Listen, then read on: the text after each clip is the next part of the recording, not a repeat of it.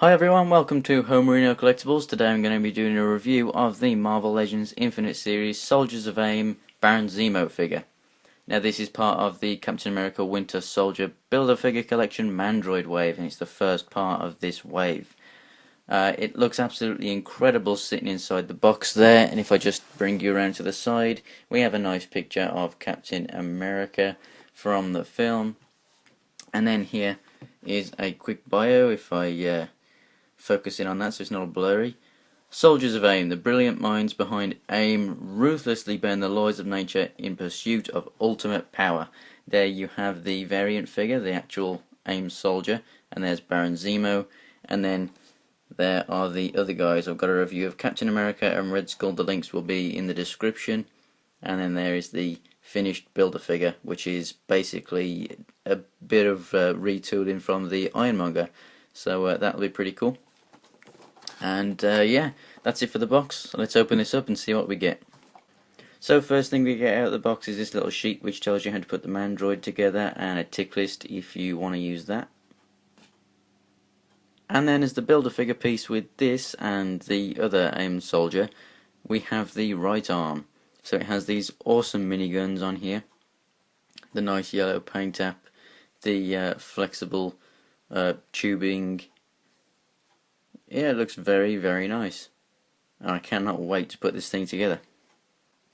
So here's Baron Zemo himself out of packaging, and it does really look fantastic. Normally with Marvel Legends you get a few that are really well detailed and a few that aren't well detailed at all, and they're just a plain painted mould.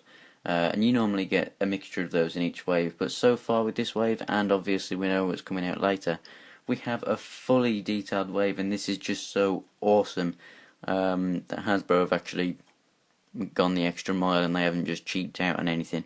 This is essentially a larger version of the 3 3/4 inch version of Baron Zemo. He just doesn't have that sort of little leopard print bits and bobs all over him. So as you can see, he comes with two accessories.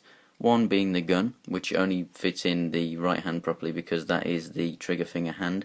And if I just take that out right now, you can see the fingers are very, very flexible. I can move them around very easily and open up the hand very easily. So this enables a very firm grip on the gun, because you can sort of clamp the hand down on the gun, which is pretty cool. So if I just set him down, here is the gun. If I just focus in, it's got a bit of the leopard print on the grip. I don't like the use of numbers on accessories. They're still doing it with all their guns. You generally get a number 4 on most weapons, but the other side's nice and clean.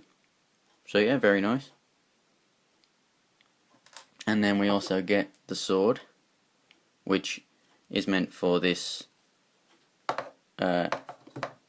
left hand here, and this side you can see looks very nice. You've just got the moulded yellowy goldy kind of plastic there, and then they've painted the sword silver, and that's good and bad, because if I turn it around to the other side, we have a bit of sloppy paint right there. Now that probably will just scratch off, being as this is the moulded part, but over here I got, as you can see a little hair under the paint there, there's a hair there, and I think there's one at the top somewhere, just on the edge right up there. I mean, they're not very large, they're probably just like bits of dust or whatever, but I don't want that in my sword. So yeah, not the cleanest paint job in the world, but it will do. Now the problem with these accessories is storage.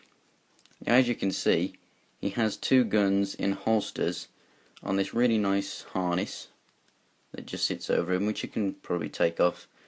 It has very nice Zs on there for Zemo, which is pretty cool, and it has two silver pistols, but you can't open them and take the pistols out. So that's pretty annoying, because it would have looked really awesome if you could take those out and put them in both hands, but whatever. They haven't give you good enough storage for the accessories that you can actually let him wield, because for example, this works on a lot of figures that have swords, but if you put this in, as you can see, sort of bends a little because it's hitting against the leg, especially if you push it right the way in. The only way that you could make it not is if you have the leg forward and out the way. It also sort of touches against that gun. So yeah, just like a lot of figures that come with swords, you don't get very good storage for the sword. You can put it through the back. You can put it a few different ways. You can put it straight down if you want it like that. You can put it, I like it just like this, through the side like that, because then if you look at it from the back, you can push it down and it's not directly behind the head, so it's alright.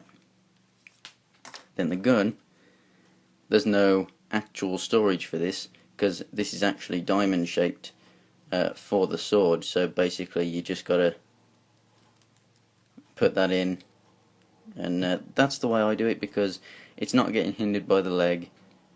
I can still see all the nice detail of the gun, but it's just very annoying that I can't actually get him to store the sword. I mean, I'll have him displayed with the sword probably, but I'd still like it to have sufficient storage.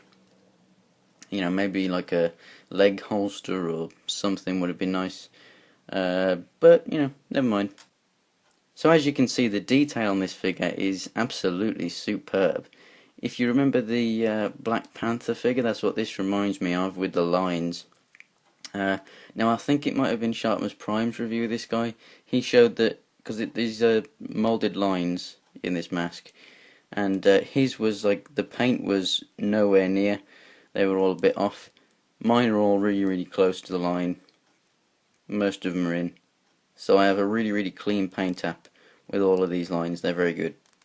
And if I just give you a focused close-up of the face, you can see that the eye over here, it's a little bit sloppy, you know, not enough paint right in there and then a bit too much right over here, but for the most part that looks pretty damn nice.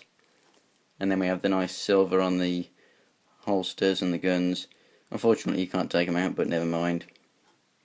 And then this, just like a lot of belts, you can actually take it off if you don't want it on, and it's just under this holster right here. You just pull this off. It's in the same place on all Marvel Legends figures. And then you have this, which you can put on another figure if you want that, or if you think you want to make your own Zemo and you want to use this, or if you've got another figure that you think needs this, or you know, if you just generally build custom figures, this is a really nice addition. And maybe you can find something that's going to fit in this sword holster here that's not going to get hindered by the legs or anything. And then to put it back on, very simple, you just put it in place, line the peg up and clip it in, and there we go. This is a soft rubbery plastic front and back.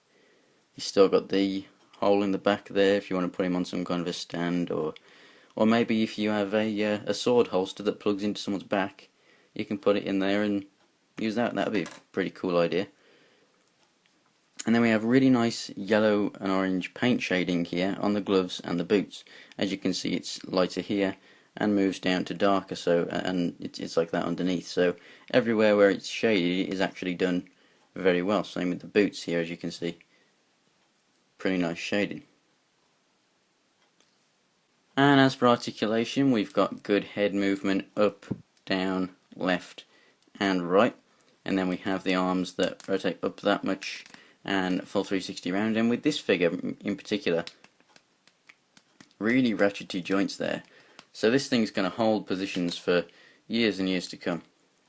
We got a swivel at the bicep, double jointed arm, which doesn't move as much as other figures that use this mold because of this gauntlet glove thingamajiggy here, and that also does hinder the movement of the hands in and out a little bit. They would normally move a tiny little bit more.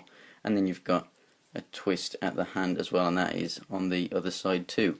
He has a good waist, a good ab crunch, legs move forward, back, in and out, they twist at the thigh, they have a double jointed knee, they swivel at the boot, and then they have ankle pivot and forward and back.